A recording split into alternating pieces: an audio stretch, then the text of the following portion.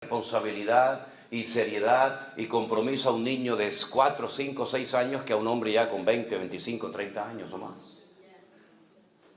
Entonces, nuestra vida cristiana tiene que ser un reflejo de una madurez que ya supuestamente tenemos en nuestras vidas.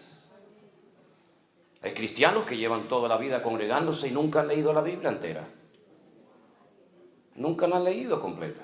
De hecho, hay hermanos que me han dicho, después de los días del confinamiento, de la pandemia en el año 2020, en marzo del 2020, que recién en aquellos cultos, en aquellos días, es cuando se plantearon por fin en serio comenzar a leer la Biblia, cosa que prácticamente ni hacían.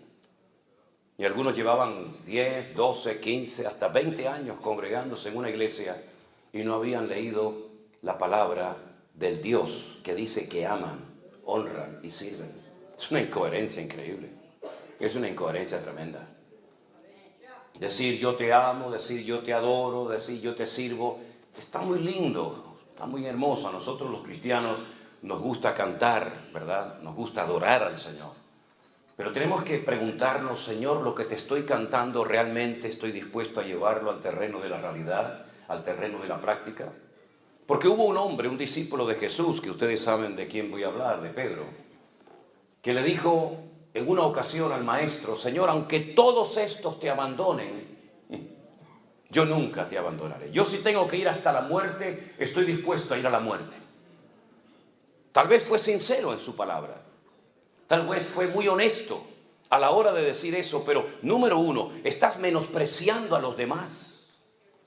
¿Cómo que si todos estos te abandonan, yo nunca te abandonaré? ¿Y tú qué sabes lo que van a hacer los demás?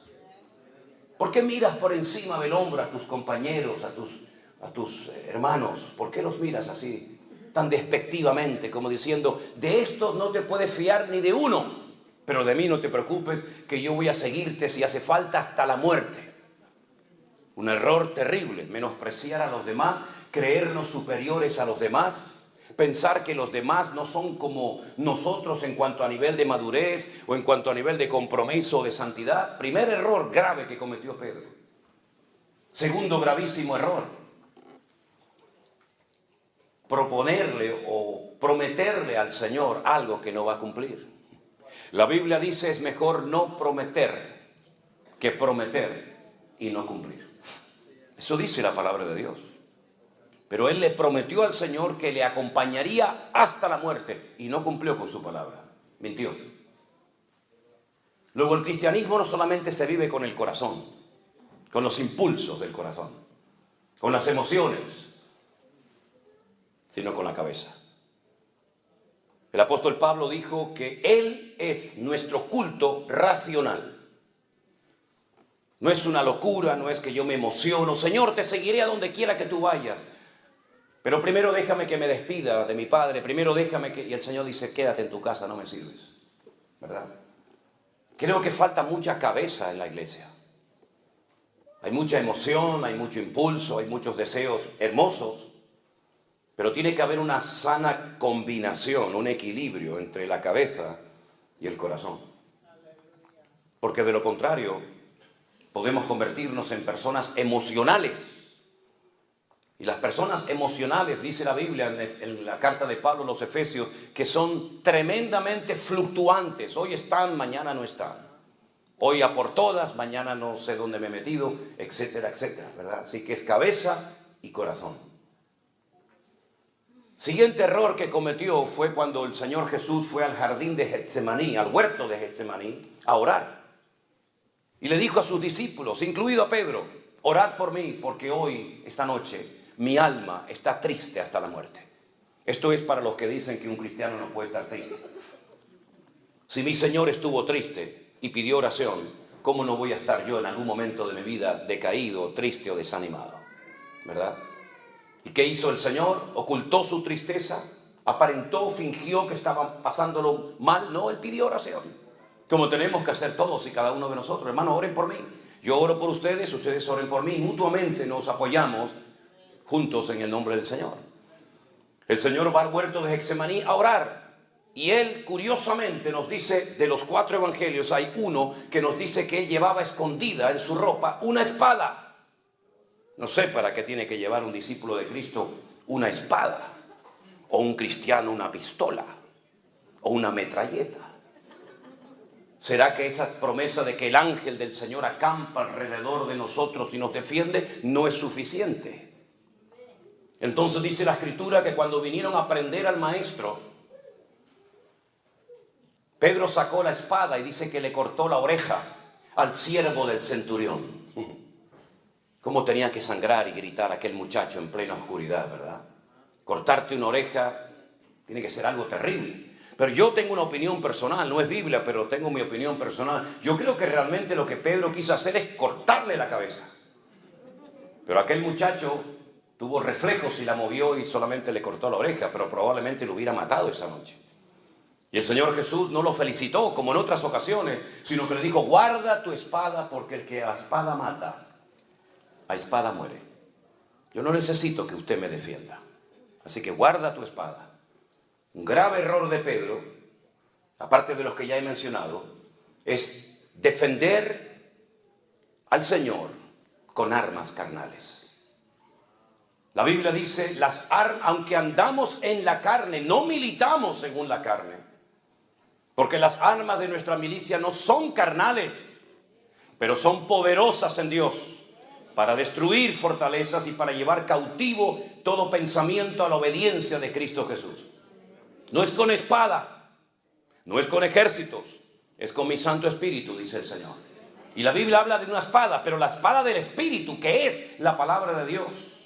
Y no mis armas carnales, como puede ser el carisma, la elocuencia, la experiencia, etcétera, etcétera.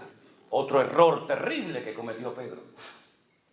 Pero siguió descendiendo, porque se había olvidado de una palabra que el Señor le había dado esa noche. Antes de que el gallo cante, tú me negarás 3 veces. Cuando hay una palabra del Señor, y en este caso una palabra específica para la vida de Pedro, tú tienes que valorar y tener en cuenta que hay una palabra detrás de tus acciones, detrás de tus actos, y tú no la tienes en cuenta. Tú sigues empeñado en demostrar que tú eres mejor que nadie. Tú sigues empeñado en convencer al Señor de que esa palabra no puede ser así, sino que yo te voy a ser fiel hasta la muerte. Y no fue así, todos lo sabemos. Siguió al Señor cuando es prendido por los romanos, pero lo sigue, dice la Biblia, de lejos. ¿A qué distancia estás viviendo de Cristo? Las ovejas, cuando se separan del rebaño a más de 15 o 20 metros, se pierden porque tienen una muy mala visión. Y por eso se pierden y necesitan de un pastor, porque tienen una vista terrible, un olfato pésimo, un oído pésimo y no tienen sentido de la orientación. Y Pedro seguía al Señor, pero, dice la Escritura, de lejos. Y no se puede seguir al Señor, y menos en estos tiempos, de lejos. No se puede seguir al Señor de lejos. Pero hay un paso más. La Biblia dice que mientras estaban interrogando al Señor en la mazmorra, en la cárcel que tenía uno de los sumos sacerdotes llamado Caifás, él estaba calentándose al fuego junto con los romanos. Dime con quién andas y te diré quién eres, dice el refrán. El que al buen árbol se arrima, buena sombra le cobija. Y Proverbios dice, él anda con sabios y sabio serás. Te estás calentando en un fuego ajeno. Ya tu corazón no arde con el fuego del Señor, sino con un fuego ajeno. ¿Qué conversaciones? ¿Qué bromas? ¿Qué cosas estaban hablando ahí? No es tu lugar, tú no tienes por qué estar ahí, no vas a tener fuerza para poder soportar la presión que te va a venir encima. Dice la Biblia que las malas, escuche bien esto, las malas conversaciones corrompen las buenas costumbres. Y Pedro estaba en medio de un ambiente que no era el idóneo, no estaba alimentando su fe. No estaba cerca del Señor, estaba con los romanos calentándose en fuego ajeno. Y entonces, después de estas debilidades, detrás de estos pasos terribles que fue dando progresivamente, apareció en la escena una muchacha que se le queda mirando y le dice a los romanos: oigan, este también es uno de ellos. Y Pedro dice, te equivocas, yo no soy ninguno de ellos. Sí, tú eres uno de ellos. Yo te vi caminando con Jesús y con el resto de sus discípulos. Y negó, y al momento, dice la Biblia, que el gallo cantó. Y entonces es cuando en ese momento sale el Señor de la cárcel, se le queda mirando fijamente.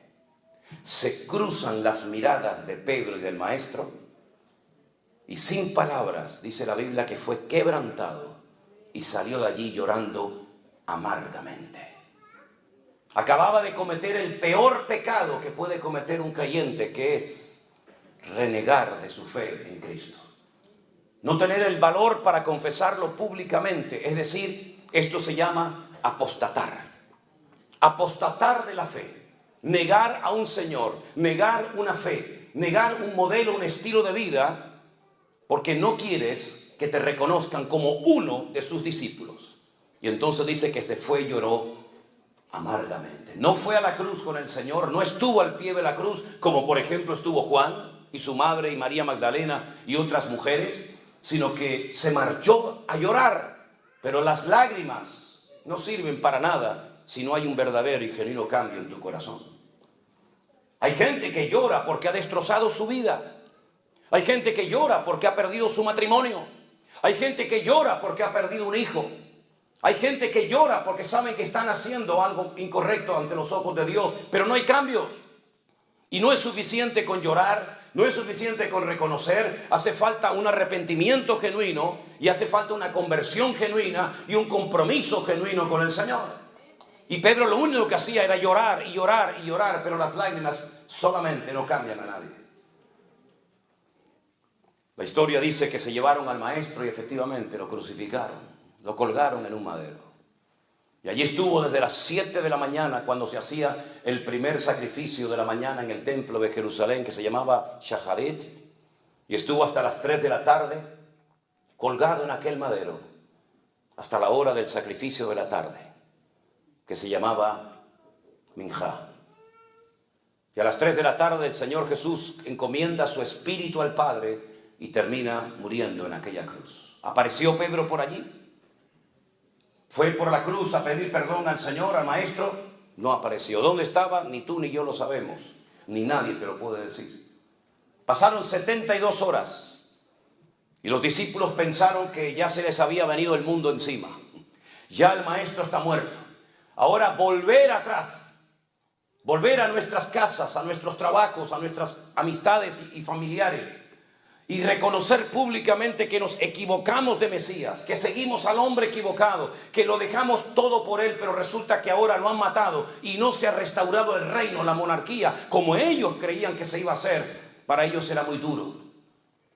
No se atrevieron a ir ese primer día allí a Capernaum o a Tiberias o a Galilea, sino que se encerraron en una casa y dice que estaban muertos de miedo, porque en cualquier momento los romanos podían venir a prenderlos a ellos también y crucificarlos como a su Maestro. A las 72 horas una mujer muy conocida por ellos, una mujer que había sido liberada de 7 demonios, una mujer que la conocemos como María Magdalena, porque era de una localidad muy conocida en aquella época llamada Magdala, que era el puerto al que se llevaba el pescado para echarle sal, y de ahí salían rumbo al Mediterráneo para llevar ese pescado a Roma. Esa mujer resulta de que fue la primera en ir al sepulcro, porque ella era tal vez una de las pocas personas que se acordaba de que el Maestro había dicho antes de ser crucificado: yo resucitaré al tercer día. Destruid este templo y lo reedificaré en 3 días. Y se reían de él y le decían: 40 años tardó Herodes en reedificar este templo y tú dices que lo vas a destruir y en 3 días lo reedifica. Pero dice la Escritura, pero él hablaba del templo de su cuerpo. Juan no fue al sepulcro a los 3 días, no fue tampoco Pedro, no fue Santiago, no fue Bartolomé, no fue Felipe, no fue Tomás. Fue una mujer acompañada seguramente de otras, y cuando llega al sepulcro se da cuenta de que la tumba está abierta y vacía, y comienza a llorar, y comienza a llorar. Probablemente le pasó por la mente: han profanado la tumba, se han llevado el cuerpo de mi Señor. Y entonces encuentra a alguien que le dice: dime dónde lo han llevado, que yo me lo llevo. Es increíble, ¿verdad? Y en ese momento oye una voz que le dice: María. Y ella reconoce, porque las buenas ovejas reconocen la voz de su pastor. Y le dice, no sigas llorando, María, no busques entre los muertos al que vive, porque ha resucitado. Y ella va corriendo a esa habitación, a ese aposento alto, a esa casa, donde los discípulos están muertos de miedo, llorando, temblando, porque piensan que también sus vidas van a morir en cualquier momento. Y cuando llega les dice, el maestro está vivo, lo he visto, he hablado con él, está vivo. Y le dicen, ¿cómo que está vivo? Salen corriendo al sepulcro y dice la Biblia que Juan llegó primero, pero no entró. Y después llegó Pedro y dice, entró, vio y creyó. Y vio una tumba vacía. Vio el sudario bien puesto, bien colocado en la tumba, lo cual significa, cuando un comensal, cuando una persona estaba comiendo y por ejemplo tenía que ausentarse para atender a alguien o ir al baño o lo que fuera, si iba a volver, dejaba bien doblada la servilleta. Y eso significaba para los esclavos, cuando pasaban y veían, por ejemplo, todo así bien colocadito en la mesa, significa que el Señor, la persona que está comiendo en ese lugar, va a volver otra vez. Pero si lo hacía así, lo arrugaba y lo tiraba así en la mesa, déjenlo ahí, no se preocupen, significa ya terminé. No voy a volver más, no quiero comer más. Y cuando el Señor Jesucristo resucitó, dice que el sudario y todo lo que le habían colocado alrededor de su cabeza y de su cuerpo estaba bien doblado, bien colocado en su sitio, lo cual significa volveré otra vez. Y por eso entró, vio y creyó, dice la Biblia. Y la tumba estaba vacía y pudieron entrar porque aquella roca enorme que rodaba y quedaba herméticamente cerrado el sepulcro, estaba rodada. Pero como he dicho en muchas ocasiones, la piedra no se movió para que pudiera salir el Señor. La piedra se movió para que ustedes que no creen puedan entrar y ver que la tumba está vacía. ¡Aleluya! ¡Gloria a Dios! Y entonces, él creyó, pero aún no le ha visto. Pero es que María Magdalena no solamente había hablado con el maestro, sino que había recibido un mandato. Y le dijo, escuchen bien esto, porque esto es para mí tremendamente interesante. Le dice María Magdalena, el Señor le dice a María Magdalena, vete a mis discípulos y diles que vayan a Galilea, que allí me encontraré con ellos, y a Pedro. Dice, dile a mis discípulos, y a Pedro, que vayan a Galilea. ¿Por qué dice discípulos y aparte pone a Pedro? Porque tú dijiste públicamente, delante de muchos testigos, y en la Biblia con que hubiera 2 testigos, máximo 3 ya era suficiente. Y tú dijiste delante de muchos testigos que tú no me conocías, que tú no querías saber nada conmigo, que tú no te identificabas conmigo, por lo tanto ya no eres un discípulo. Pero díganle también a Pedro que suba. Le hubiéramos dicho nosotros al Señor, a Pedro, si hubiéramos sido el maestro, sube también tú a Galilea, o le hubiéramos dicho, mira, ¿tú para qué vas a subir? Si en el momento más necesario de mi vida no apareciste. ¿Cómo puedo confiar en un hombre que me promete una serie de cosas y luego no las cumple? Yo no me fío de ti, yo no puedo darte otra vez otra oportunidad, porque tú has fallado a todo lo que has dicho. No has acertado ni una, querido. Pero sin embargo el Señor en la Biblia nos enseña que no solamente salva y libera y sana, sino que también el Señor de la Biblia es un Dios que restaura a la gente que ha caído y tropezado. Y entonces Pedro necesitaba ser restaurado. Pero ¿cómo va a ser restaurado un hombre que acaba de negar hace 72 horas al maestro? Vamos a verlo en la Biblia. Algunos decían, hoy no va a leer la Biblia el pastor. Sí, pasa que esto es una introducción a lo que voy a predicar ahora, para situarnos, ¿no? En el último capítulo del Evangelio de Juan, si ustedes leen el Evangelio según San Juan, es diferente totalmente al de Mateo, Marcos y Lucas. Se estudia aparte en las escuelas bíblicas, se estudia aparte porque es un evangelio completamente diferente, la estructura gramatical, el estilo, etc. Y en el último capítulo aparece algo que solamente lo cuenta Juan. Ni Mateo, ni Marcos, ni Lucas contaron lo que allí estaba a punto de suceder. Dice en Juan capítulo 21, yo espero que ustedes no sean de esos creyentes que están de moda, que ya no vienen con la Biblia a la iglesia o al culto. Siempre digo, si usted no trajo Biblia, siéntese al lado de un hermano que seguramente la trae. Incluso algunos prefieren traerla en el teléfono celular para que la gente, los vecinos, nos digan, ah, mira, es cristiano, va con la Biblia. Espero que usted no sea uno de esos, ¿verdad? Juan capítulo 21 dice, vamos a leer a partir del verso 1. Después de esto, Jesús se manifestó otra vez a sus discípulos junto al mar de Tiberias y se manifestó de esta manera. Estamos en el norte de Israel, estamos en el mar de Tiberias o Genesaret o el Kineret. Y allí estaban juntos Simón Pedro, Tomás, llamado el Dídimo, la palabra Dídimo significa gemelo, era gemelo de otra persona, Natanael, el de Caná de Galilea, los hijos de Zebedeo y los otros y dos de sus discípulos. Simón Pedro les dijo, voy a pescar. Y ellos le dijeron, vamos nosotros también contigo. Fueron y entraron en una barca y aquella noche no pescaron nada. Cuando ya iba amaneciendo, fíjense, se fue de noche a pescar y ya está amaneciendo, es decir, ha estado toda la noche intentando pescar. Y cuando ya iba amaneciendo, se presentó el Señor Jesús en la playa, mas los discípulos no sabían que era Jesús. Y les dijo, hijitos, ¿tenéis algo de comer? Y le respondieron, no. Él les dijo, echad la red a mano derecha de la barca y hallaréis. Entonces la echaron y ya no podían sacar por la gran cantidad de peces. Entonces aquel discípulo a quien Jesús amaba le dijo a Pedro, es el Señor.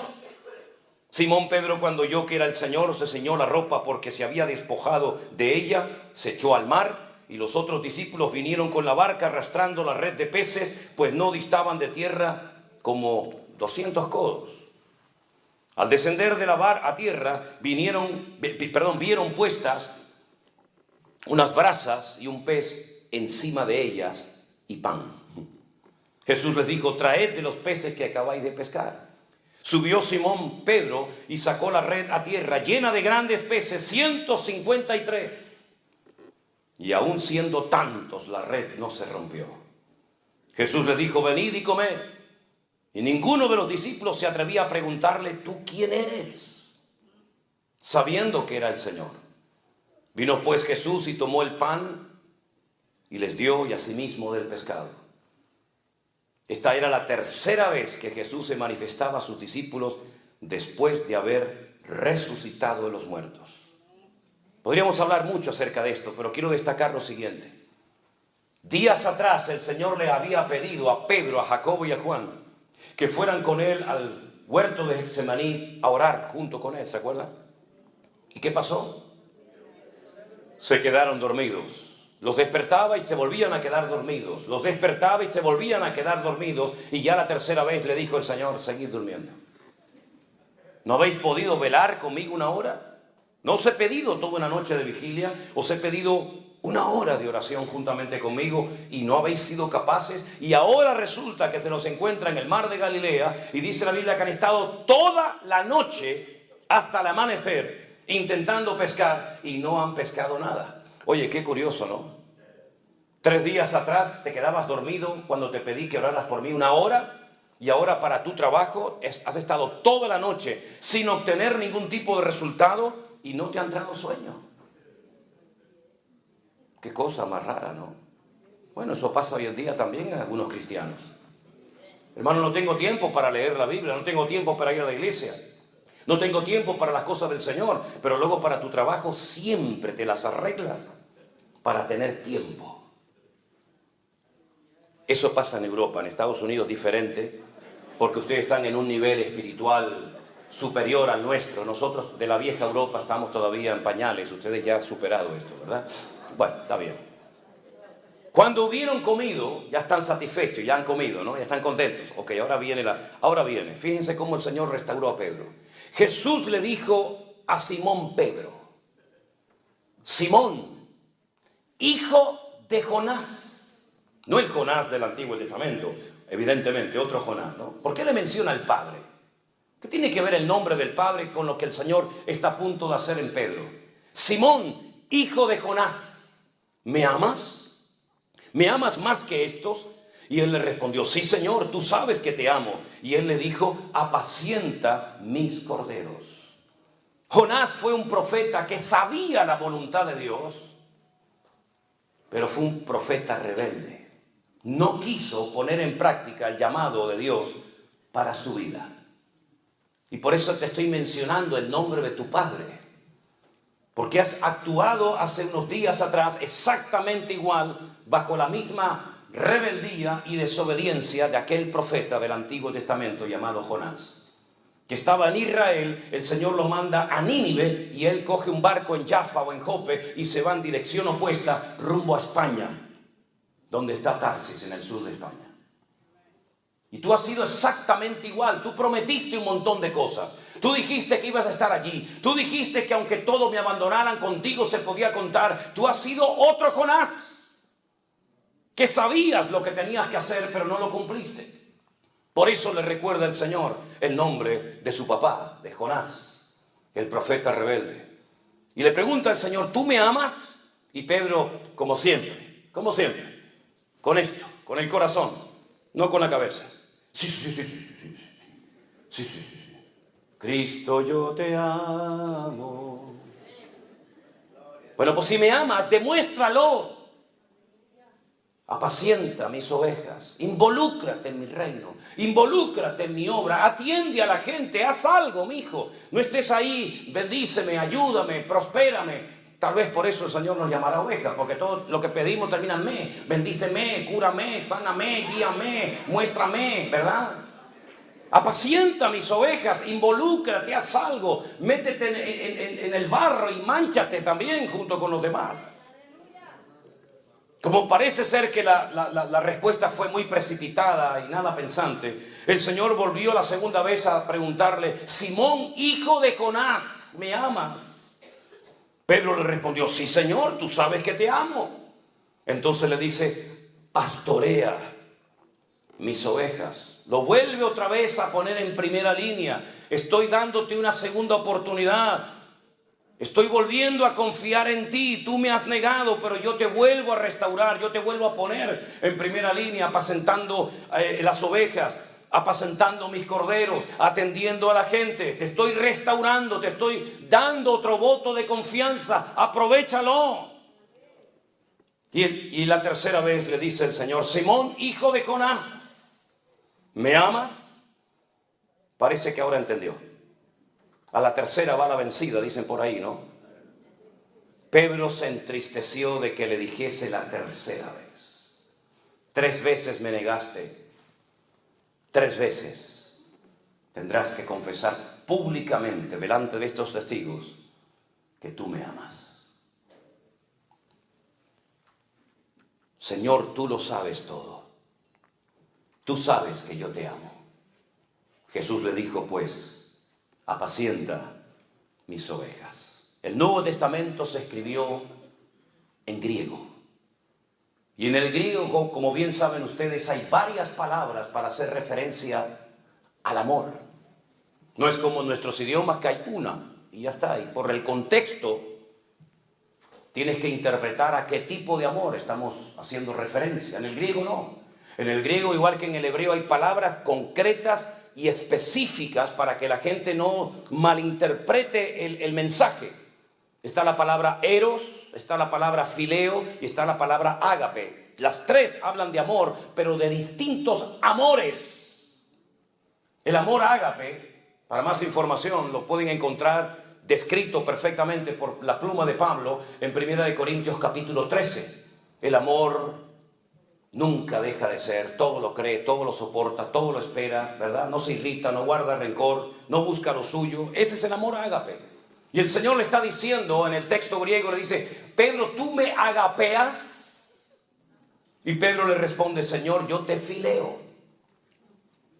Eso no se puede ver en ningún otro idioma más que en el texto original. Si yo te estoy pidiendo este nivel de amor y tú me estás bajando el listón y me dices te amo, pero no como yo te amé a ti, sino como tú crees que me puede llegar a mí. Y a mí no me sirve con ese amor tan bajo que tú me estás diciendo tener por mí. El amor, si es verdaderamente auténtico y un amor ágape como el de Dios, es un amor que está dispuesto a sufrir. Está dispuesto a pasar desapercibido por amor a la otra persona. Está dispuesto a darle una oportunidad a la persona que te ha ofendido. Por eso yo creo que el gran pecado de la iglesia no es que ha caído en falsas doctrinas, que también, por cierto. El gran pecado de la iglesia no son las divisiones internas que nos han caracterizado durante años, que las hay también. El gran pecado de la iglesia y de todos nosotros es que no amamos a Dios como lo deberíamos de amar. Somos capaces de estar una hora cantando y repitiendo lo mismo, pero en el fondo realmente amamos a Dios por encima de padre, de madre, de dinero, de trabajo, de nuestra propia vida. Amamos realmente a Dios.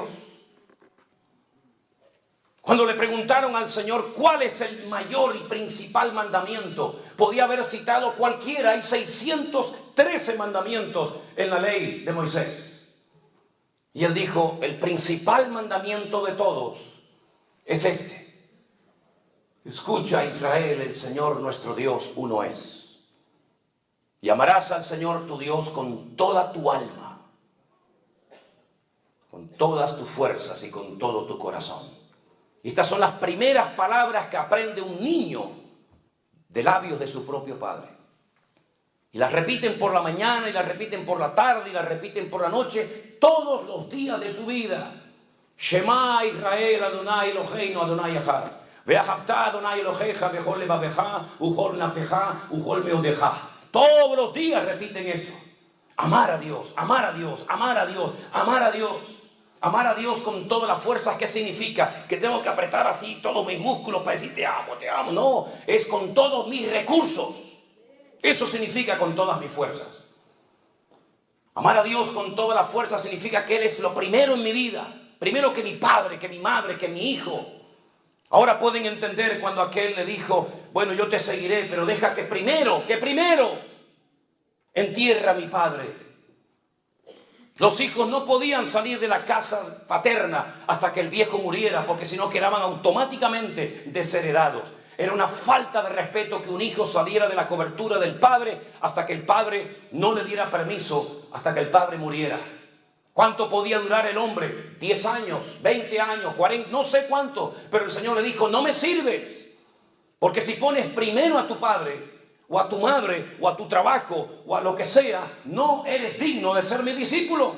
Porque es amarás al Señor por encima de todo y de todos. Ahora entendemos la repercusión de la vida, el impacto en el mundo espiritual que tuvo Abraham cuando el Señor le dijo, sal de tu tierra y sal de tu parentela. Hizo todo lo contrario a aquel que dijo, deja que primero entierre a mi padre. Deja que primero me despida de mi familia. Deja que quede bien con ellos y le explique a lo que me voy a dedicar y tratar de llevarme bien con ellos. Y cuando yo tenga el problema social o familiar resuelto, entonces te sigo. No hay condiciones cuando Dios nos llama. Es sí o sí, todo o nada. O entras o sales, no hay medias tintas. O siembras o esparramas. No hay condiciones a la hora de obedecer al Señor. Por eso hoy vuelvo a repetir, amamos realmente al Señor. Yo creo que en lo más profundo de nuestro corazón no somos conscientes de lo que significa yo amo a Dios. Amar a Dios es mucho más que leer la Biblia. Amar a Dios es mucho más que dar una ofrenda en un culto. Amar a Dios es mucho más que hablar en lenguas o levantar las manos o pagar diezmos y ofrendas o primicias y todo eso que se han inventado algunos por ahí. Amar a Dios es mucho más que cantar unas alabanzas un domingo a la mañana o un jueves a la tarde. Amar a Dios significa que ya no vivo yo, mas vive Cristo en mí. Y si tengo que dejar a mi trabajo, y tengo que dejar mi vida misma para servir al Señor, estoy dispuesto a hacerlo. Y por eso el Señor está diciendo, ¿tú me amas o no me amas? ¿Entiendes lo que te estoy preguntando? ¿Entiendes la repercusión, el alcance y la profundidad del llamado y de lo que te estoy preguntando? Así que si me has respondido, sí Señor, tú lo sabes todo, tú sabes que te amo, sí, pues agárrate a lo que te voy a decir ahora. Te voy a dar una profecía, ya te la di en su momento y no la creíste. Cuando te dije, antes de que el gallo cante, me negarás 3 veces. No la creíste, menospreciaste la palabra, seguías insistiendo en que no es así. No Señor, no es así. Bueno, pues te voy a dar otra, a ver si ahora lo entiendes.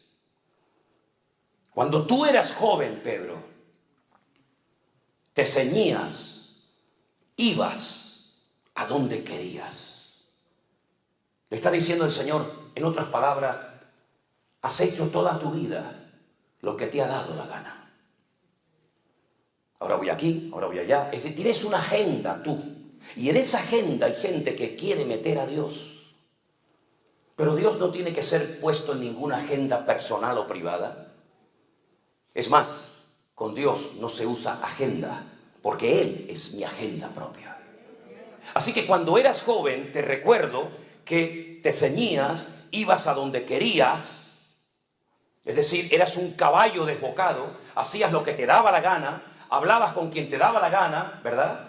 Mas cuando ya seas viejo, es decir, cuando madures, estos son eufemismos, es una forma de transmitir un mensaje. Como cuando Pablo dijo, cuando yo era niño, ¿se acuerdan? Yo hablaba como un niño, pensaba como un niño, juzgaba como un niño. Mas cuando ya fui hombre, cuando maduré, cuando crecí, dejé lo que era de niño. Así es que hay una etapa en tu vida de infantilismo.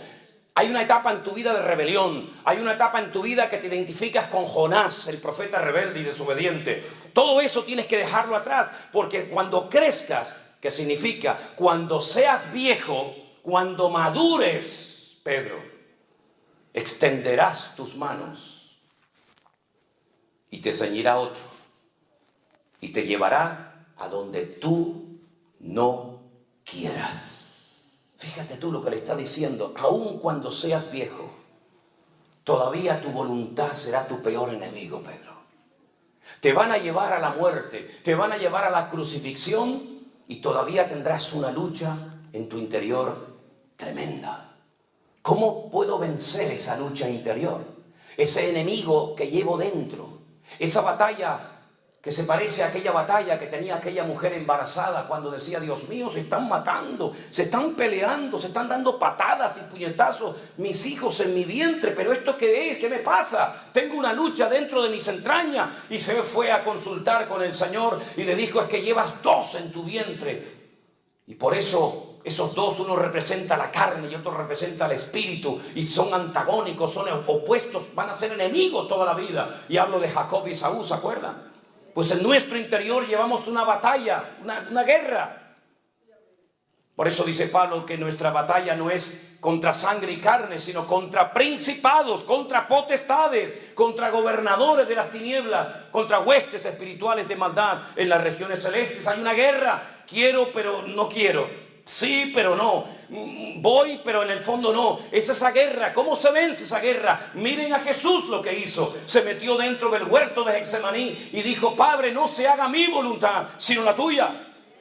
Y fue quebrantado, fue triturado allí. Y dijo, pasa de mí esta copa, más no se haga mi voluntad, sino la tuya. Es decir, es una guerra que no se gana de pie. Es una guerra que se gana de rodillas. Cuando dice, Señor, yo me rindo. Me rindo. No sé nada, no puedo nada, no entiendo nada. Yo me rindo a ti. Es entonces cuando el Señor dice, ahora has entendido. Y cuanto antes lo entiendas, mucho mejor para ti y para los tuyos.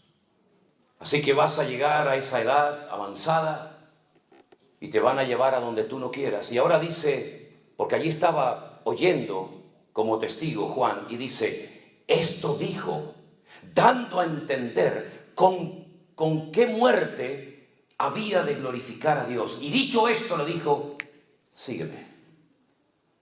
Has dicho que me amas. Lo acabas de decir ahora 3 veces. Te han oído todos. Tú sabes que te amo, tú sabes que te amo, Señor. Tú sabes que te amo más que a la pesca, más que a mi familia, más que a la red, más que a la barca. Te amo. ¿Me amas? Muy bien, perfecto. Te pones a trabajar desde ahora mismo. Porque yo te saqué de ese trabajo para convertirte y prepararte y capacitarte para que fueras pescador de almas. Y has vuelto otra vez atrás. Te saqué de ahí y te vuelves otra vez atrás. Y en ese acto de desobediencia has arrastrado a Tomás, a Juan, a Santiago y a otros. Así que sal de ahí, sígueme. Y quiero que sepas que el premio que te voy a dar al final de la carrera es que te voy a dejar que te maten, que te cuelguen, que te crucifiquen exactamente igual que me hicieron a mí. Oh. Amamos al Señor. Amamos al Señor.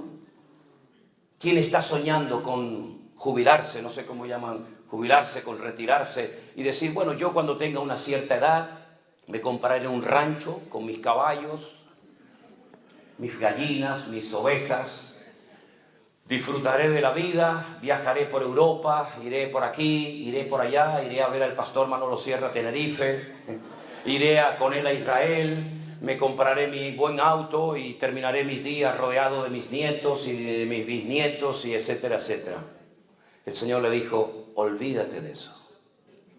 La guinda, la corona del pastel va a ser que termines tus días crucificado, dando tu vida por mí. ¿Te imaginas que el Señor nos dijera eso a nosotros? Gracias a Dios que no sabemos de qué vamos a morir, ni cuándo, ni dónde. Gracias a Dios que no sabemos si moriremos de un accidente de tráfico, de una caída de un avión o de lo que sea. Gracias a Dios que no lo sabemos, pero Él sí lo sabía. Él sí sabía de que iba a morir.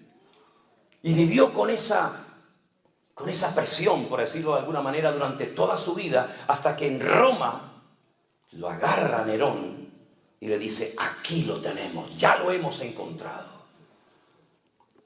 Te vamos a dar el honor de morir como tu maestro. ¿No dicen ustedes que murió crucificado? Vamos a crucificarte a ti también. Y dijo, sí, pero os voy a pedir un gran favor. Ya no me considero ni digno de morir como él.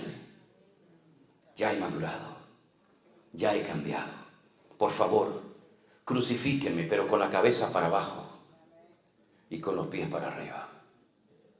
Y tú dices, Dios mío, qué madurez, qué crecimiento, qué desarrollo experimentó este hombre que cayó, negó al Señor, pero terminó dando su vida por la causa del Evangelio de Cristo Jesús. Si en esta mañana hay entre nosotros alguien que cayó de la gracia de Dios, que se apartó del camino, que incluso servías al Señor predicando, cantando o haciendo cualquier otra función, pero por el motivo que sea te has apartado y enfriado y alejado por años de los caminos del Señor, hoy el Señor te llama y te dice, venid a mí, ven a mí, que yo te puedo restaurar como restauré a Pedro, como restauré a David y como restauré a tantos y a tantos que a lo largo de la historia me conocieron, tropezaron, cayeron, pero se lograron levantar para la gloria mía. Cierra tus ojos en esta mañana y pregúntate a ti mismo, ¿amo yo verdaderamente al Señor a esta altura y nivel?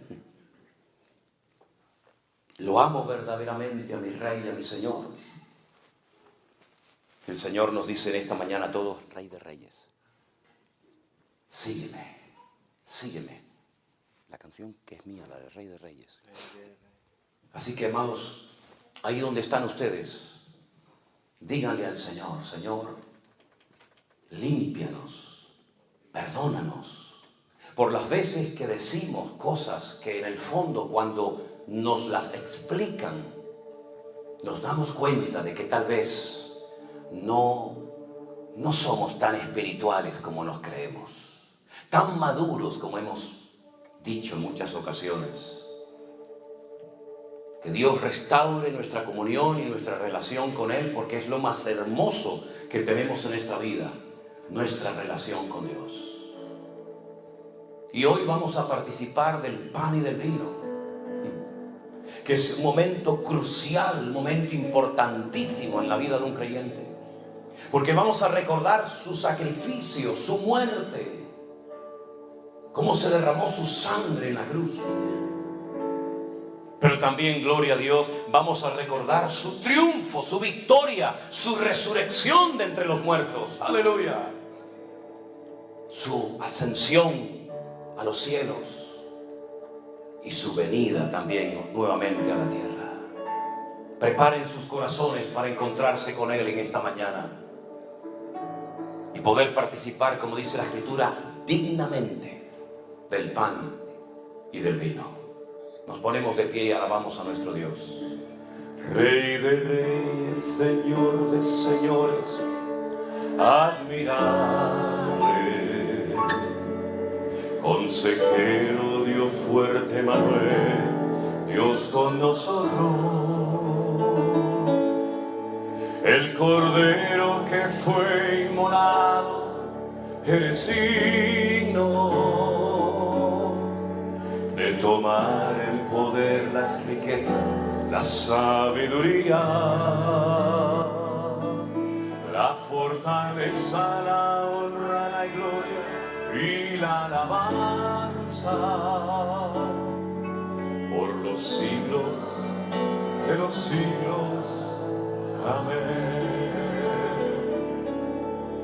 Rey de reyes, Señor de señores, admirable. Aleluya. Jeremías, los hermanos que van a repartir la Santa Cena pueden pasar al frente, ¿sí? Sí, van a pasar cada quien en la mesa. Ok, gracias. El cordero que fue inmolado, eres digno de tomar el poder, las riquezas, la sabiduría, la fortaleza, la honra y la gloria y la alabanza por los siglos. Vamos arriba. Amén. Cántelo conmigo, iglesia. Rey de reyes, Señor de señores, admirable. Consejero, Dios fuerte, Manuel, Dios con nosotros. El cordero que fue inmolado, eres digno de tomar el poder, las riquezas, la sabiduría, la fortaleza, la honra y la gloria y la alabanza por los siglos de los siglos. Amén.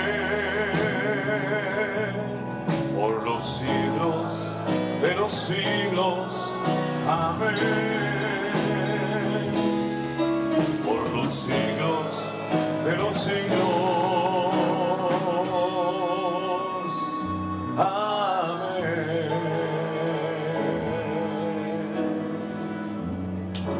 Aleluya. Vamos a orar en esta mañana por este pan y por este vino, que como bien saben ustedes, representa el cuerpo y la sangre del Señor Jesús. Hay que hacerlo dignamente, como dice la palabra, probándonos a nosotros mismos, para que seamos bendecidos y no castigados, como dice la Escritura. Pablo le decía a los hermanos de Corinto: por eso hay tanta gente débil y enferma, e incluso algunos han muerto y duermen en la iglesia, porque hacéis las cosas incorrectamente, no dignamente. Pero cuando hacemos las cosas decentemente y con orden, siempre hay bendición, siempre, para la familia, para los hijos, para el matrimonio, para nuestras vidas. Así que vamos a orar en esta mañana. Nuestro hermano Jeremías va a orar y presentar este momento.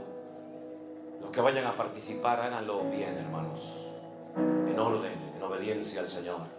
Oramos. Padre bueno, gracias. Gracias. Gracias por este momento. Sí, Señor Jesús. Que nos permites Oh, gloria.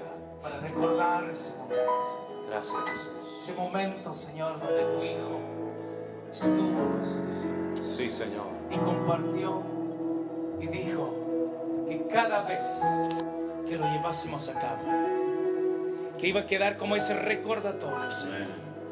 Padre, hoy aquí te damos las gracias en el nombre de Jesús por todo, Señor, y este momento tan especial que nos permites, oh Dios, ser parte y disfrutar de la cena, de este pan, de este vino que representa tu cuerpo, tu sangre, en el nombre de Jesús. Amén y amén. Hermanos queridos, pueden pasar a repartir en esta mañana este pan y este vino.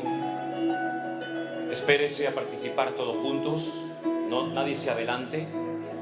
Coja su pan, coja su vino y después juntos participaremos de la mesa del Señor. Rey de reyes, Señor de señores,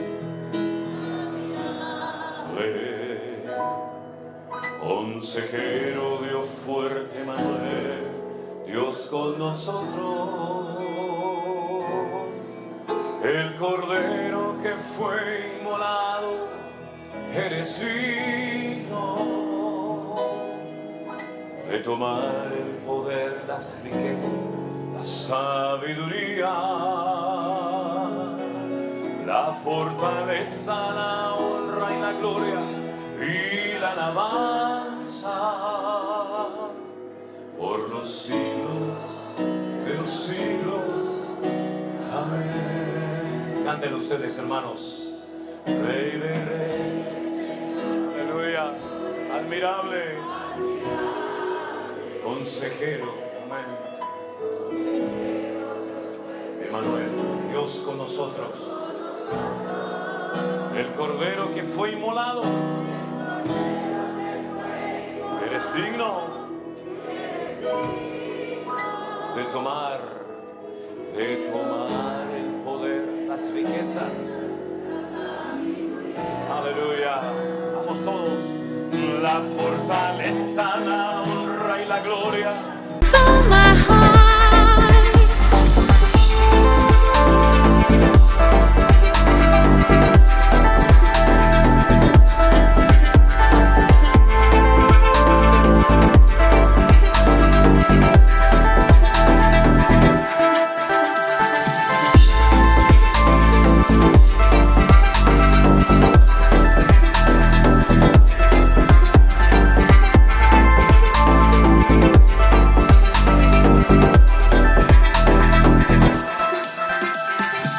Never thought I'd find love like this. Never thought I'd be waiting. Move your body, let your spirit soar. Ella, you're out and move your body. And the way you speak to me brings thoughts. I always hoped that you would stay. Cherish my life